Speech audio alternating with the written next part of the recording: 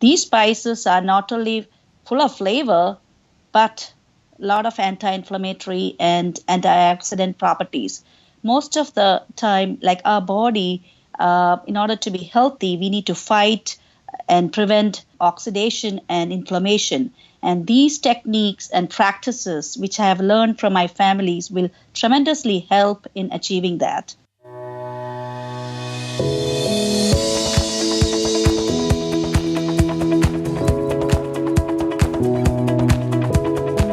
Hey, I'm Scott Jones from eMeals, and you're listening to Real Food for Real Life.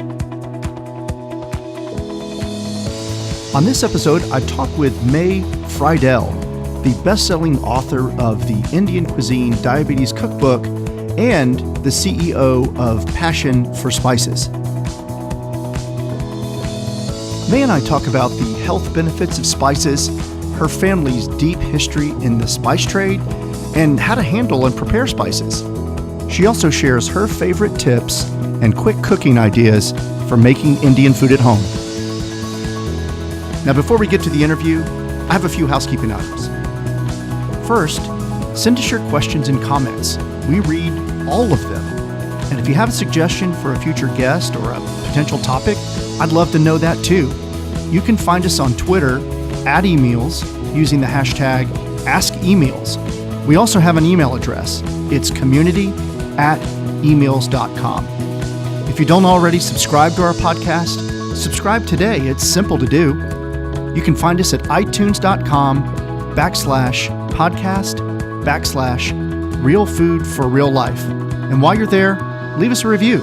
And finally, if you'd like more information on eMeals and our variety of meal plan food styles, you can find us at emeals.com.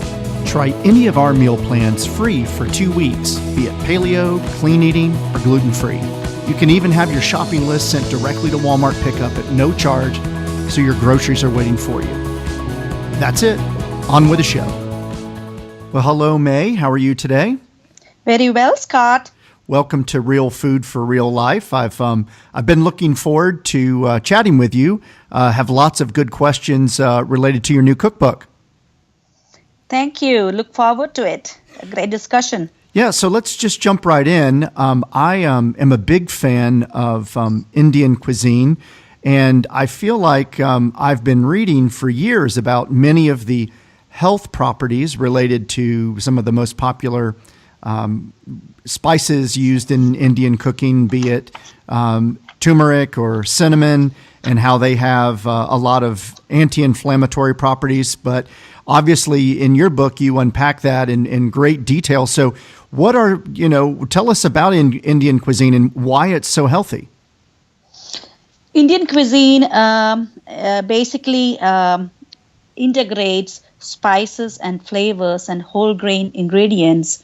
Traditionally, things I grew up in a family where we grew spices and lived sustainably. So I was lucky enough to have all the knowledge passed down from my ancestors. And I've been living a life like that as a child, but I came to this U.S. and 25 years ago, but I got caught up in the American way, busy life, and I just really missed that. But to showcase the spices, I would say start off little by little by adding a few ingredients and flavors like ginger, garlic, lemon in order to cook Indian food. So that's the way you start off, like simple spices like black pepper, turmeric, coriander, and things like that, so that it is not overpowering for the American palate. In fact, I have a spice line to showcase that for Americans to introduce that flavors. Not overpowering, but simple ways of integrating that. And these spices are not only full of flavor, but a lot of anti-inflammatory and antioxidant properties. From what I understand from the research here is most of the time, like our body, in order to be healthy, we need to fight and prevent oxidation and inflammation. And these techniques and practices, which I have learned from my families, will tremendously help in achieving that. Mm-hmm. And I think one of the things that I think many of our listeners would want to know is, is the difference between spices and spicy heat. I think many people who are not familiar with Indian cuisine or cuisines of South Asia think of those foods as being kind of fiery hot. But obviously there are some really hot dishes like vindaloo, but not all Indian food is hot, correct? Yes, it is true, but it depends on region to region, and we have different kinds of chilies from one region to another. Hotter in the tropical areas, but in the northern area it's more different, more aromatic spices. But I think the heat comes from cayenne and green chilies and things like that. But most of the time, we in here in the Western kitchen try to do flavors. For example, we make a masala or a mix of spices with aromatic spices, nutmeg, cinnamon, cardamom, smoked paprika. I try to use smoked paprika for giving a nice balanced flavor, giving a beautiful colors. And we use Kashmiri chili for tandoori style cooking in India, but I have replaced that here with guajillo chili to give a beautiful color for vindaloo. It is not hot, but it's gorgeous color, red color you can get. But the flavors come from ginger, garlic, lemon, lime, all the herbs like mint and coriander, cilantro, and all the herbs. So we layer it. That is the way we get it. It doesn't have to be hot. It's a myth that people think Indian spices are hot. You don't have to use it. If you want heat, you can add more cayenne. Right. Well, it's interesting. Some of those very distinct flavors that are indicative of Indian cuisine. You said, ginger, garlic, coriander, cilantro, lemon, lime are some of the same flavors that we're familiar with if you have Thai or Vietnamese food or even Mexican food. You find a lot of those similar flavors. And it's interesting that there's that line commonality between many of those cuisines. Yes, I agree. Common grounds. So basically, most of the people came to India and then they brought it back through the spice trail. They brought it to many other countries. But in India, we originally had the black pepper, turmeric. Turmeric, in fact, the best turmeric in the world is from Alleppey, which is actually, I'm born in Kerala, the spice center of the world. And Alleppey has the best turmeric, which has the highest content of curcumin, which is the compound which helps with inflammation and preventing cancer cells to form. So it's very interesting for me doing this book, learning about more, especially of the health benefits. We knew it was healthy, but as I went deep into the research, I have learned a lot more about spices, and each and every spice has its own health benefits. Cinnamon, cardamom, nutmeg, digestive, it helps with the digestive systems. And this is how Indian people cook every day in their lives, from morning till evening.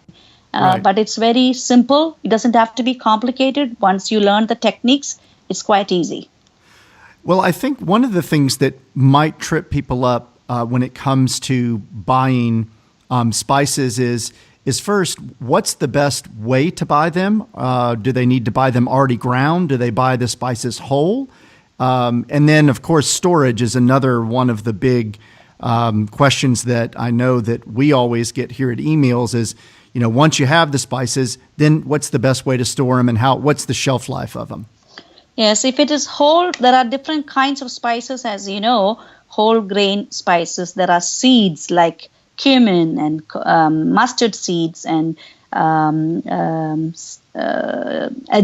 which is another seed. There are different types of seeds. You don't have to go that details in the beginning, but step by step you can build. But coriander, cinnamon, cardamom, nutmeg, and black pepper, these things can last for a long time. But if you grind them, it doesn't last that long, maybe 6 months to 1 year. Right. But you can freshly grind them. Like, for example, cumin.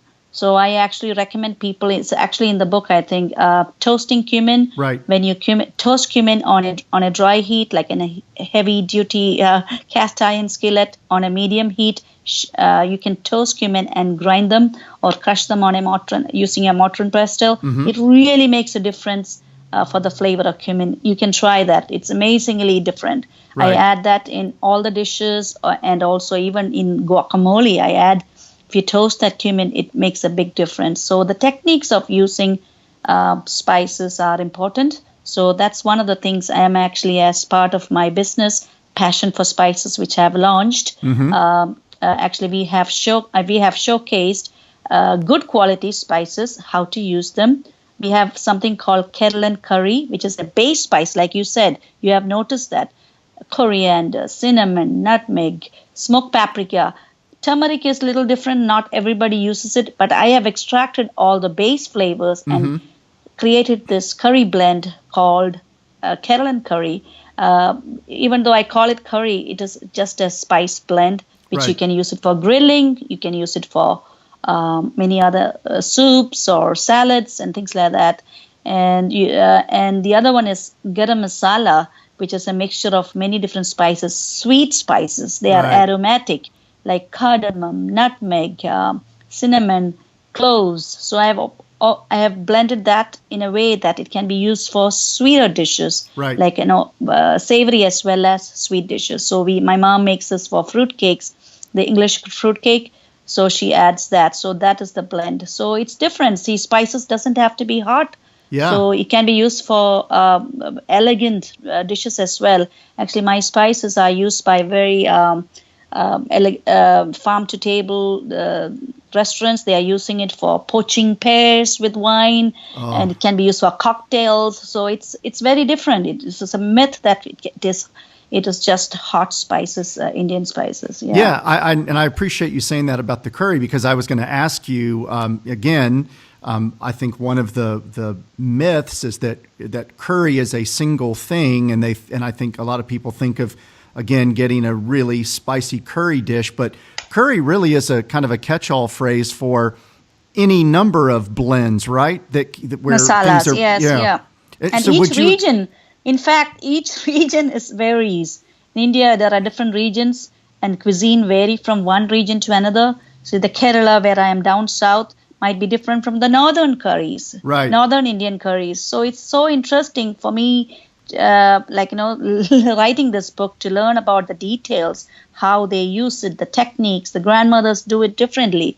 There is a spice curry blend called Vaduven, which is actually the French colony of India called the Pondicherry. So I think it's very popular in France.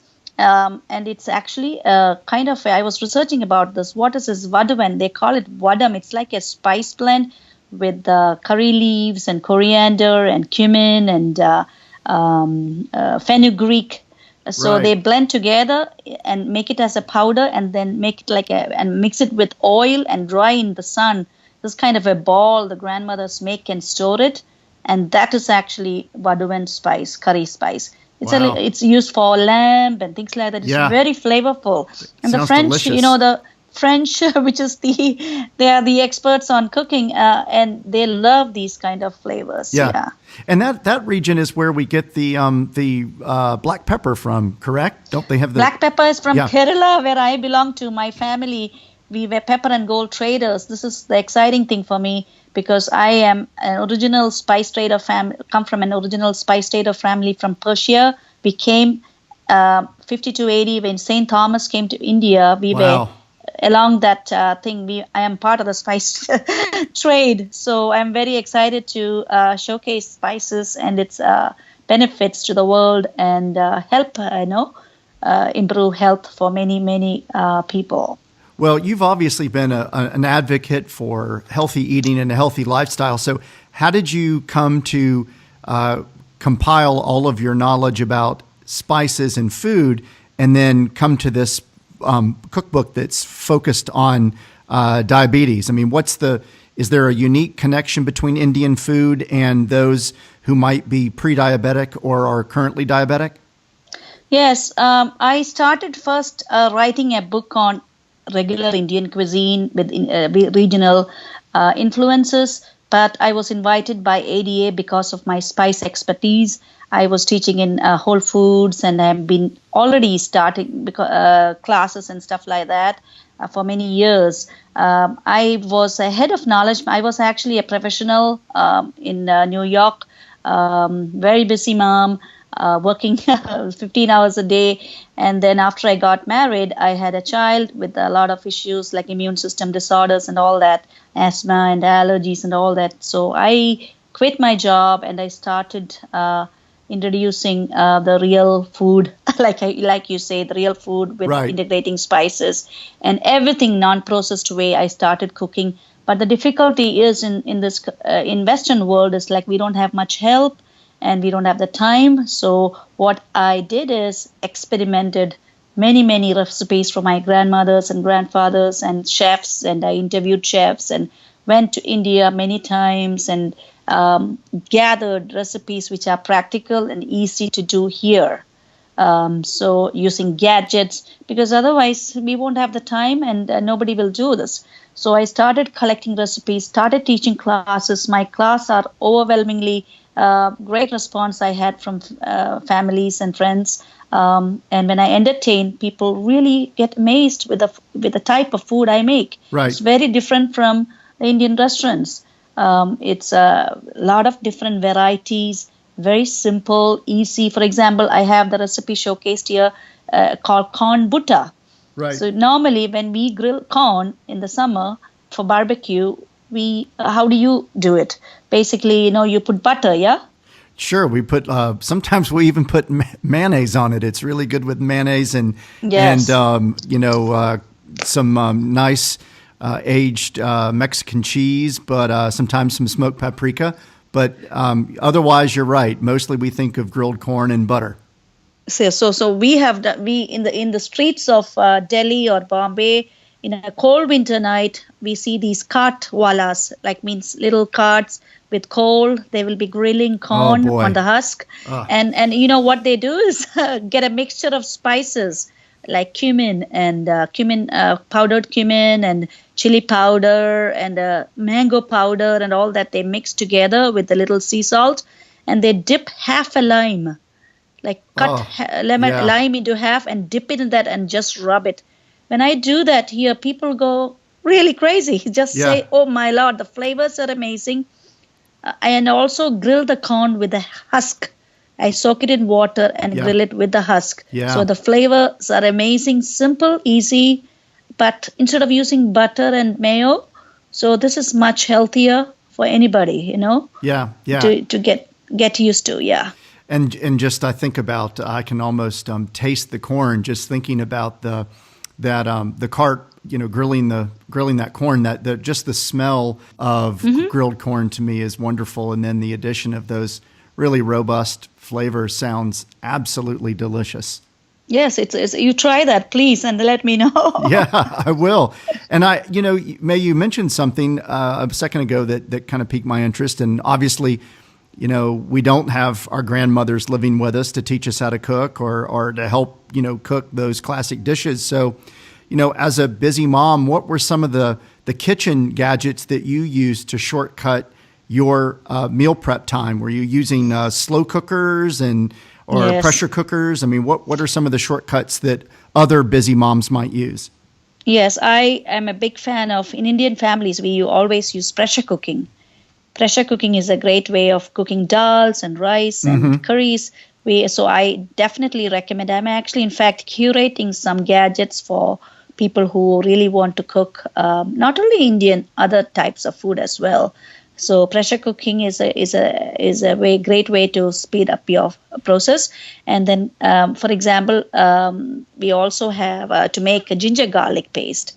You need to have ginger garlic paste. I mentioned in your pantry all the time, Right. which is the base for a lot of the Indian cooking. So I have a small little Cuisine processor, 1 cup. Right. So you pulse and you can make chilies. You can chop it in that, or ginger. You can chop garlic and garlic peelers that you can get, or you peel the ginger with a spoon. So you need to learn all these simple techniques to do it faster.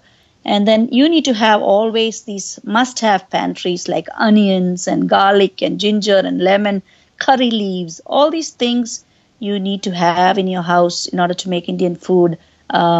and grow your own garden. See, I'm a big believer of growing your own herbs. Sure. So I have curry leaves growing, bay leaves, cilantro, and it's much cheaper, healthier, and it's organic. You know what you're growing.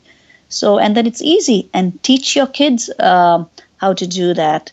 In fact, I have a sold out camp. This is the 8th year I'm doing a cooking camp.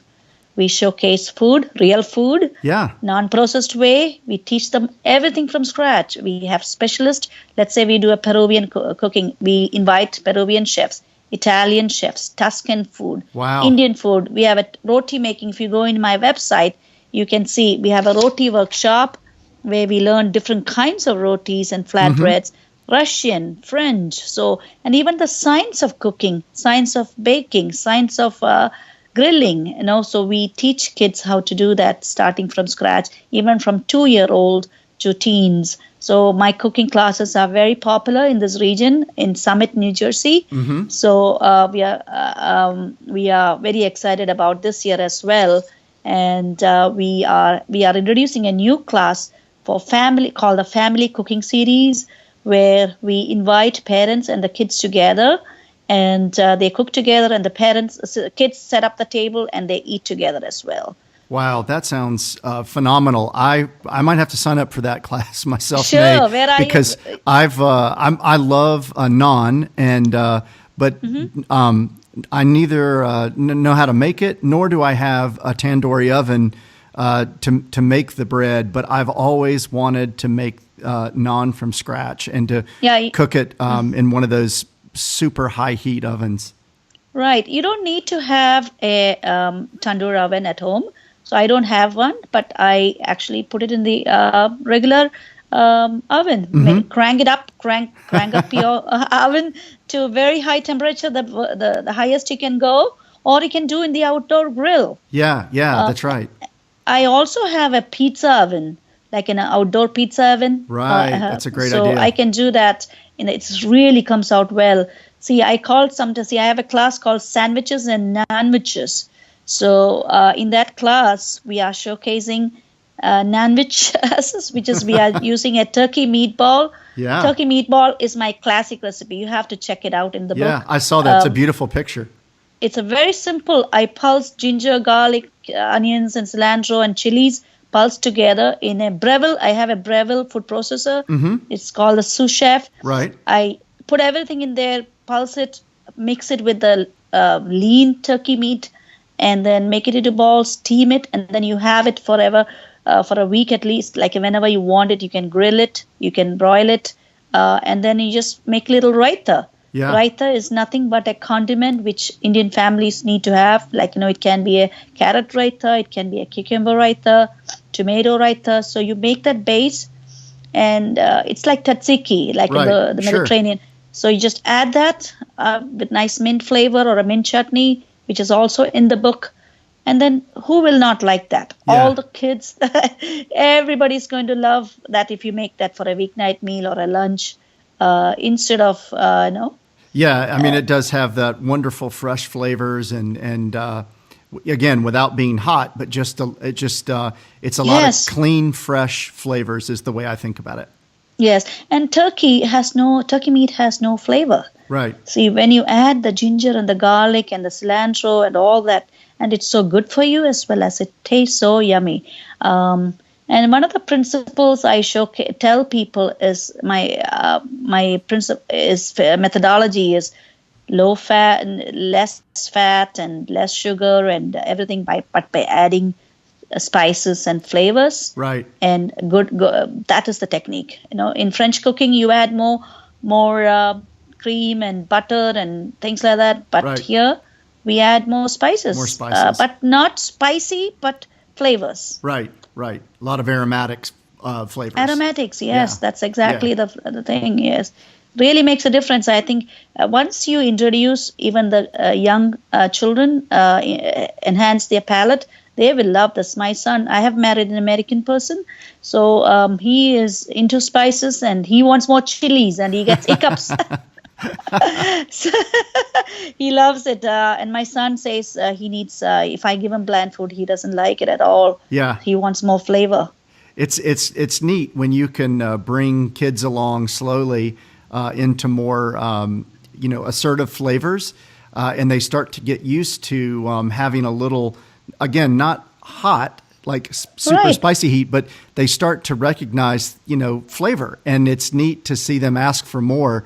And I see it in my own girls, and it's a fun way to fool around in the kitchen, and I can see their little minds opening up as they think about different cuisines and different flavors. And it's not fancy; it's just making the food flavorful. Yeah. Enhancing the palate. That's what I train your palate to be more sophisticated, That's right. The thing is, it's very simple. See, once they get introduced, they don't want bland food anymore. Yeah. So it's exciting for your palate, yeah? Yeah. And I was going to ask, one thing that I did want to get your opinion on is ginger. I keep ginger in my kitchen, whether I'm steeping it for tea or whether I'm, using it in a dish, where I'm just kind of mincing it fresh. But I know for many of our listeners, they are a little nervous about buying a whole ginger root, because if they don't use the whole thing, they don't know how to store it. So what is your recommendation for storing ginger root in the refrigerator? Oh, I store it in the refrigerator, like just in regular. Just buy the ginger root and just without peeling or anything, just leave it like that. And whenever you need it, just use a spoon to peel it. Right. And I keep it for at least a month. I just bought a whole bag. Right. Because I'm actually, tomorrow, my son's graduation, I'm making fresh ginger ale from scratch. Oh, I love it. So I'm making a simple syrup, put a lot of ginger, but even without peeling, I use for the syrup. I just smash it, and then just put it in that, and then you make a beautiful simple syrup infused with ginger. And then I'm making simple ginger ale from scratch. How about and that? And it's so flavorful, and it's so good for you, Yeah. When anybody gets sick in the house, we make ginger tea. Yeah. Same thing. We smash ginger, and I just, with honey and lemon, we just take a big pot, keep on boiling the ginger. With the root, with the skin, smash it, and it become lightly, it's like slight brown color. Then you just add little lemon and honey. All your sore throat and everything will be better. Yeah, that I always use that when I have a upset stomach. It makes my stomach feel so much better. I like ginger lemon tea for that. It's very soothing. Very soothing. Yes. And I think these things, the kids, once they start eating that. This way, they will love it. Ginger and we make chili chicken with a lot of ginger. Oh, yeah. I make lots of ginger and not cilantro, green onions, and it's very simple. But using ingredients which are better. See, the problem with one of the things which I find in the American market is like it's so much choice overload, and you don't know what to buy. So I have researched and I have curated in my website, and that's what we're going to actually soon do, is what oils to buy and what salts to buy and what soy sauce. There are a lot of soy sauce with a lot of salt. You don't want to buy that. Yeah. You want spices which are which cinnamon. What kind of cinnamon do you buy? Saigon cinnamon or the cassia, which is not real cinnamon.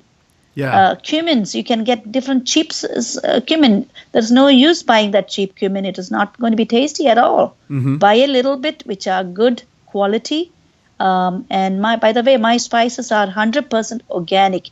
I wanted to do that because I don't know what they are spraying. Even in India, I cannot understand why they are doing that. But you have to be careful with the sprays and GMOs and all that. So it's better to buy certain things organic. I know it's expensive, but I don't want all that chemicals into my body. So I try to grow my own and buy certain things organic so that, instead of giving it to the doctor, I spend it on me. That's a great point. Well, May, listen, thank you so much for your time. And I will have links to your website, Passion for Spices, and also have a link to your new cookbook. But I just wanted to thank you so much for being on the show and so very informative, and will think about you the next time I have my wonderful chicken curry dish. Definitely. I'll happy to send you a spice blend to you if you send me the address. Okay. I appreciate it. Please tell your clients to go online and they can check out my spice line. And please order the book. That's what we want. The more people order the book, they can prevent illnesses and chronic illnesses. It is actually good for the heart as well. Yeah, absolutely. Absolutely. Well, I wish you the best of luck on the rest of your book tour. Yes, thank you very much, Scott, and thanks for having me. You've been listening to Real Food for Real Life. Subscribe today and you'll never miss another episode. You'll also have access to past episodes with terrific guests ranging from cookbook authors to paleo experts, to clean eating experts, to fitness pros. You can find us at itunes.com/podcast/Real Food for Real Life. And when you subscribe, be sure to leave us a review. You can also find us on other popular podcast apps like Stitcher and Google Play Music. If you have questions about this episode or our podcast, feel free to email me at community@emails.com, or you can tweet them to me at emails using the hashtag AskEmeals. To get more information on emails and our variety of meal plans, visit us at emails.com. Until next time, I'm Scott Jones. Thanks for listening.